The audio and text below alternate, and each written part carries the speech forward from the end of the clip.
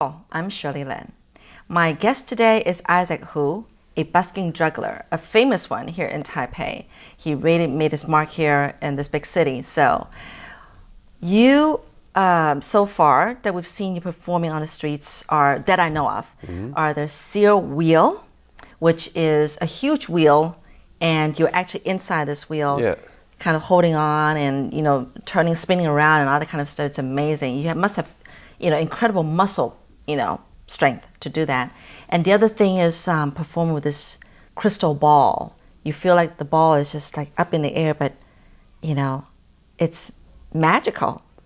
Anyway, how did you decide on these two performances? Well, probably you've done others, but I've seen you do the seal wheel. These are the ones I spent the most time working on. The developing. wheel? Yeah, the wheel and the ball. Oh, okay. And before that, also the fire. Yeah. I think because they're very simple things. They're kind of, they're very elemental kind of things. Like both the ball and the wheel, they're round. It's kind of it has no sides. It's as simple as you can be. You can turn these objects around in different ways and they look the same. Well, and that's neat. Never thought of it that way. I don't know. It's something that appeals to me. The simplicity of it. It's like before doors were round. I think it's because it's kind of optically appealing. I don't think it must have been very complicated making the doors round like that. Mm-hmm. So this wheel, it has to be tailor-made to your height? Yes. Yeah. It's made of steel? It's made of steel, aluminum, and plastic. Oh, plastic. That's interesting. There's a thin coating of plastic, of PVC plastic on the outside. It's a sacrificial coat. It's like a, what do you call it?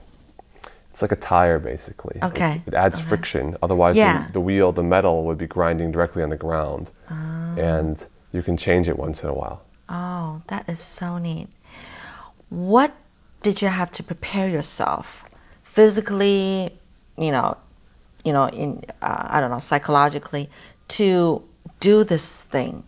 I don't know if people really understand the seal wheel. Can you explain better than me? What exactly you do? It looks like a very large hula hoop. Yeah. And but it's the size of a man. Mm-hmm. And you can roll around it like kind of like a cartwheel, or you can spin around. You could also think of it as a big coin. That's right. Coin, yeah. Yeah, you spin the coin and then eventually it kind of flattens out. So that's what Isaac does with the inside the wheel. Yeah. So what kind of things are, obviously you had to do workout a lot every day to work yourself up to it? No, I just I do most of my training in the wheel. Sometimes I do other things. I do mostly body weight kind of stuff. Mm-hmm. I don't do any weights. Mm-hmm. And you actually went to schools, these kind of schools, in I went Moscow. to school in Denmark and then in Moscow, yeah. Ignorant that I am, I never knew that there are such schools that really specializes in these. I didn't know that either. I came to Europe, and that was the first time I heard that there was schools for circus people. I thought they were born into circus families, which is also the case. A lot of the artists are born to circus families. They actually even have a school in they have schools in the U.S. There's one in Florida. There's one in San Francisco. There's a school here in Nehu as well. Oh, like a戏曲学院. Really? Yeah. Okay. Are you teaching some classes over there? No. You could, right? You're qualified. They're pretty. I think they have a lot of teachers there already. And besides, you're busy enough yourself, with your performances and everything. By the way, when you travel around the world to all these different cities, did they invite you to perform there, and that's why you went to these different places? Yeah, I don't. Now I get a lot of invitations. So I just go where I'm invited. If I'm going somewhere else, I'll usually I won't take my wheel. It's heavy. I'll take my diving equipment and go to the beach. Because I can't take both. Yeah. How did these companies find you? From waiting out for you where you're performing, and then do you give out your numbers? Yeah, I give out my agent's number. I don't give out my number, actually. I don't like people to call me. Oh, all right. Sorry I called you the other day. No, that's okay. Well, So these companies have been amazed with performances. So they invite you to their company year-end parties, probably, and like Christmas parties and everything. But they have to be big enough companies to provide big enough place, area for you to perform. Yeah, the wheel has a lot more problem with it having a large enough space. The ball is not a problem. The ball, we need to do some. If there's good lights, the ball, it will light up a lot nicer. But the wheel having a large enough stage it's an issue. All right. So then the crystal ball. What do you prepare yourself for that? I mean, you're just so perfect handling that ball. It's like a piece of feather. How do you do it so much practicing to master that, the what do you call it, the visual effect that you provide to the audience, to us? It's a lot of the things are to make a really nice external shape requires a lot of your consciousness. So the movement of the ball along the body has to be at that level where it can be done kind of semi-consciously, so you can be aware of the outer shape. If you have too much awareness of the placement of the ball, then you can't really be aware of what's happening with the rest of your body or the kind of shapes you're making in relation to the lights or something like that. So it's a lot of just having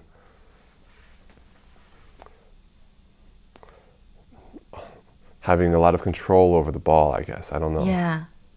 Because I couldn't imagine if you were to give me the crystal ball, I mean, I'm trying to roll it along my arm. I know it won't go far. So, and there are bones in between, in the elbows and everything. How do you, You just go between the bones. You kind of get familiar with the path. Really? And that means actually getting to know your own body then? Yeah, I think it's a lot like, I've never played golf, but sometimes I read books about playing golf because I think the way that you train golf is a very good template for training other things, the kind of awareness needed. Really? I think it's kind of, you have to be aware when you're swinging the club back, aware of all the different parts of your body, how they're interacting, and you have to be coming down. And all the time, you need to have this awareness there. Now, do jugglers generally just handle one crystal ball? I mean, I'm just curious. Does anybody handle two? Yeah, they do 2, 3, sometimes more. When they do crystal balls? Yeah, when they do more, they generally do a lot more, kind of like the balls roll around like this. Oh. In a circle, kind of like that. Are they called baoding balls? I'm not really sure. It's you see the old Kung Fu master does that thing. Yes. With the balls. It's kind of like that. But sometimes they'll put a lot of balls in their hand. But they're smaller then? They're smaller then. Oh, they're not going to be as large as if you're working with a single ball. How do you get the ball over behind your neck? I mean, that's balance. Yeah, it's also a bit of inertia. Yeah.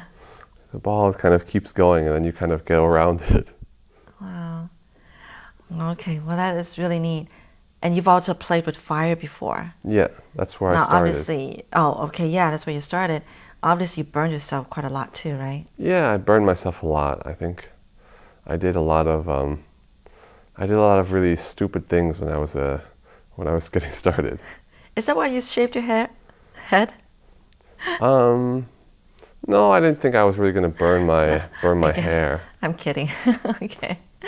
Before I would burn all the hair off my arms. Now I think the hairs have become smaller since then. No? Shorter. Now, because I understand that when you play with fire, they're actually dosed in oil, isn't it? Mm-hmm. So that's dangerous. But the thing is that that's the way to keep the fire, burning instead of going out easily. Now that's dangerous, handling oil and fire, isn't it? Because it's more easy to have accidents. I don't know. I just feel that. No, I mean just with a standard. Usually they use kerosene. Yeah. Which is not, it's kerosene. like, That's what I meant. It's like diesel. Yeah. It doesn't, if you spilled some kerosene on the floor, it has a very low, I think it's called burn point, flash point, something like that, or vapor pressure. I forget these terms now. Okay. But it needs to be vaporized before it will actually burn.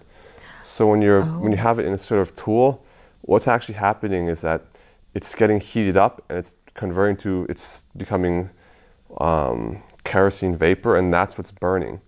So there's not an actual, it's the same thing as airplane fuel, basically. Airplane fuel is distilled from kerosene. Okay. But it's not explosive. It's not going to, if you drop some kerosene here and you drop something in there, it's not going to light on fire. The match will go out instead. Right. Or like diesel as well. Okay. So it's Thanks. It's not really, the danger is more just kind of long-term systemic danger that you're just breathing a lot of burning kerosene fumes all the time. Oh. It's kind of like a smoking cigarette. It's not really dangerous. You're not going to, unless you fall asleep in bed and light your bed on fire, but it is kind of a long-term danger to your health. Yeah. All right. What's your next step with this pursuit of yours?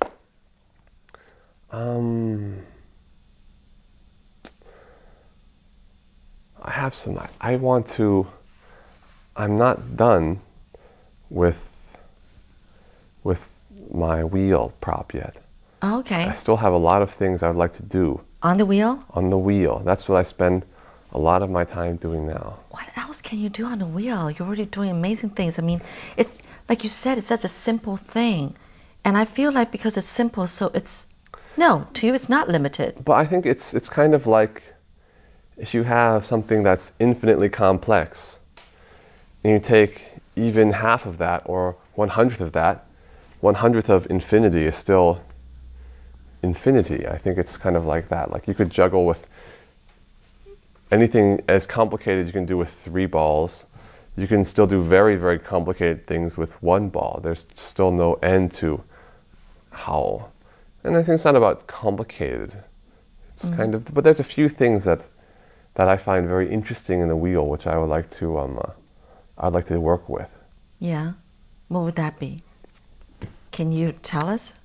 Can you try to explain?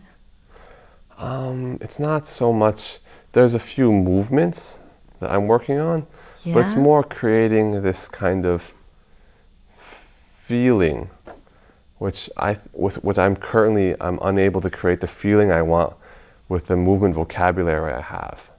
I want to, let's say like you're learning a new language and you want to describe the sunset or something like that. You just don't have the words to really do it justice, that kind of thing. So this thing that you want to try, this new thing you want to try, is it you, invented by you, or you've seen other people do it? No, I mean there's pieces here and there. It's mostly I see it in my brain what I want to do. Okay. Well, that is amazing. Well, I wish I could be there understanding your wavelength here. Yeah, I don't really know I'm not very good at explaining things, even in my because mother language. But the thing is, this is all not using verbal language. It's through your expressing through body and the art form. And do you perform to music or not? Yes, I always perform the music. Right, and music. Yeah. So I understand something like this ethereal. It's hard to explain. But you still going to stay on in Taiwan? Yeah, I like Taiwan. My wife, she opened a dance studio here. Oh, so wow. we're sticking around for a little while. All right. We've been here for a while already. Yeah. Where's the dance studio? It's across the street from Taidian Dalo. It's called Bailalo. I don't know how to write that in Chinese yet. Okay. Yes, Isaac, you met your wife did you meet her in Poland? No, I met her here. You met her here? Yeah. And she's from Poland. Yeah, we were there last month. Yeah, that's right. Cool. You like that country? I like it very much. You think you'll probably bring this, performance over there someday? I don't know. We might move over there one day. I don't know if I'll be performing. Well, you must appreciate the fact that, you and your wife are still young. You can travel around. You can decide, today to live here. The next day you can move to another city, another country totally. So I think that's great. Pursue your dream. And what's bigger than what you're doing now? I mean, place-wise or beyond beyond company performances, beyond street performances. What's something bigger? Is there something bigger that you're thinking? No, I think it's just having some kids and trying to raise them well. I think that's something that's very, very common, but it seems like a very big thing to me. Good point made. Of course, that is something great to have. Yeah, have a family. All right, so wow, thinking about what this daddy can pass on down to his children. Just the concept about life and everything, not just the art form. So, you think you're going to teach your kids? Teach them what? Teach them what I do? Yes. I'll see if they like it. I think kids never like what their parents do. You have a point there. Again. Thank you very much, Isaac. Thank you. Thank you so much for your time and your stories.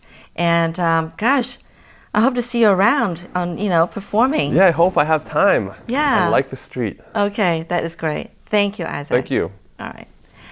Thank you for watching, people. I'm Shirley Lin.